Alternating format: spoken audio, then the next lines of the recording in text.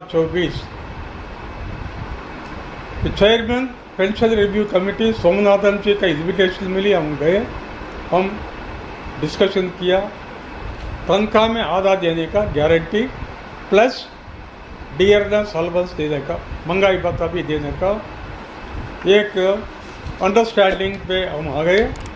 और जब सर्विस पे कम भी है, minimum guaranteed pension, assured pension 10,000 रुपया प्लस डीए, ये भी एग्री किया। और फैमिली पेंशन, पेंशनर का डेथ के बाद में परिवार के पेंशन के लिए फैमिली पेंशन भी पेंशनर का पेंशन में 60% देने का भी एक अंडरस्टैंडिंग पर आ गई। और कमिटी ने इंसिस्ट किया 25 साल क्वालिफाइंग सर्विस चाहिए।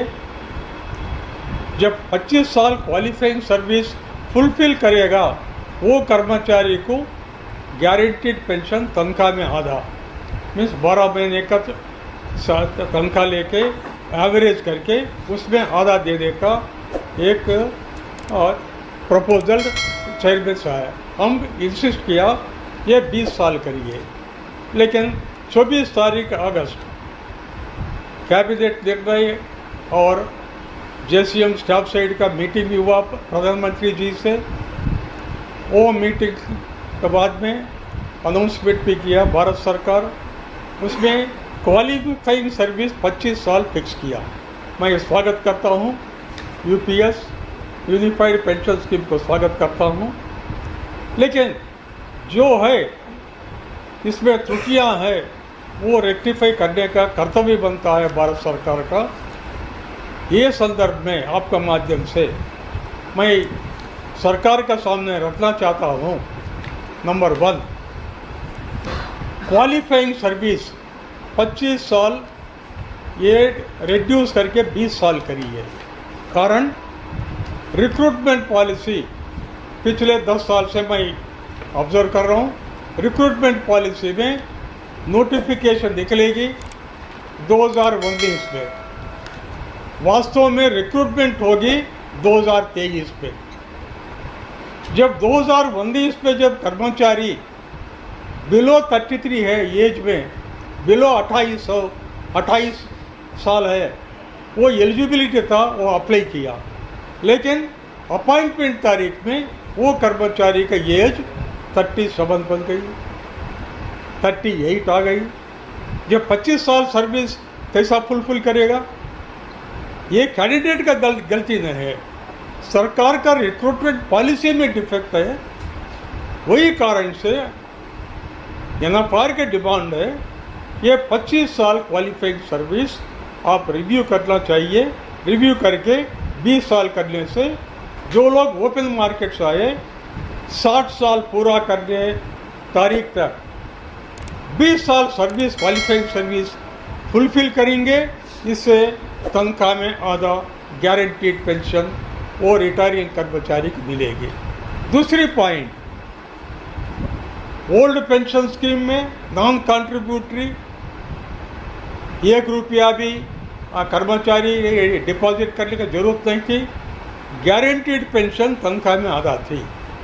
2004 जनवरी से कंट्रीब्यूटरी पेंशन स्कीम में 10% कर्मचारी का तनख्वाह से हर महीना भी डिडक्शन करते, 14% सरकार का कंट्रीब्यूशन, वो 24% पैसा पीएफआरडीए माध्यम से मार्केट पे इन्वेस्ट करते। जब मार्केट डूब जाएगी ये कर्मचारी को पेंशन नहीं मिलेगी। इसमें क्या है? अनगारंटीड स्थिति आ गई। मैं उदाहरण कोट किया 2-3 केसेस अभी।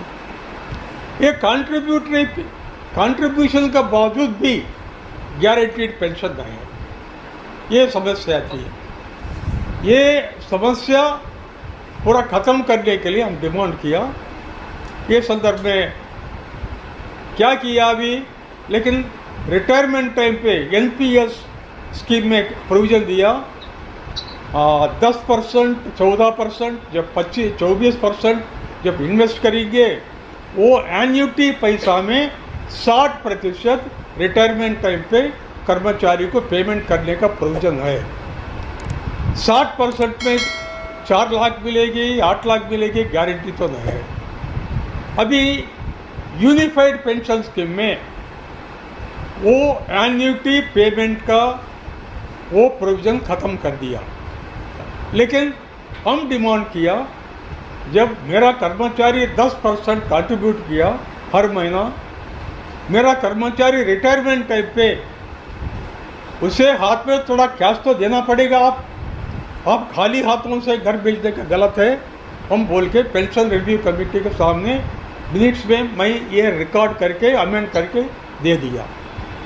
वो पॉइंट पे अभी भारत सरकार क्या की, लमसम कैश पेमेंट नाम पे, अंग्रेजी में बोलते लमसम कैश पेमेंट नाम पे तनख्वाह में 10%, 6 महीने का एवरेज तनख्वाह में 10% वो सर्विस, टोटल सर्विस का हम कैलकुलेट करके लमसम कैश पेमेंट रिटायरमेंट तारीख पे पेमेंट करेगी अंडर यूनिफाइड पेंशन स्कीम। ये डिविजन आया। मेरा कहना क्या है, जब 20,000 रुपया पे है, DA 10,000, 30,000, 30,000 में 10% बोलकर 3,000, 6 महीने को 3,000, साल में 6,000 होगी। जब 25 साल भी ये 6,000 में मल्टीप्लाई करिए, 5 लाख भी नहीं मिलेगी। वही कारण से हम NFR भी डिमांड किए, ये 1/10 मॉडिफाई करके 1/4 करिए, 1/4 करिए। ये भी हमारा मेन डिमांड है। UPS चाहिए, UPS में डिफाइंड गारंटीड पेंशन दिया, लेकिन ये इम्प्रूवमेंट भी करना चाहिए। ये भी हमारा दूसरी पॉइंट भाई आपका माध्यम से मैं सरकार को डिमांड करता हूँ, ये लमसम पेमेंट 1/10 को रिप्लेस करके 1/4 करिए। तीसरी डिमांड, पुराना पेंशन स्कीम में जब पेंशनर का एज 80 साल आया, एडिशनल पेंशन मिलेगी। कारण जब उम्र बढ़ गई, हेल्थ कॉम्प्लिकेशंस जटिल बनेंगे, मेडिकल ट्रीटमेंट और डिपेंडेंसी, ये इम्पैक्ट ज़्यादा एडवर्स इम्पैक्ट रहेगी। वही कारण से पे कमीशन, 5th पे कमीशन, 6th पे कमीशन, 7th पे कमीशन भी ये एडिशनल पेंशन का कंसेप्ट लाई, भारत सरकार मान ली है। NFR का डिमांड है, UPS में भी जब 80 साल एज आया, वो पेंशनर को एडिशनल पेंशन जो OPS में दिया, वही सिस्टम इधर भी लागू करिए।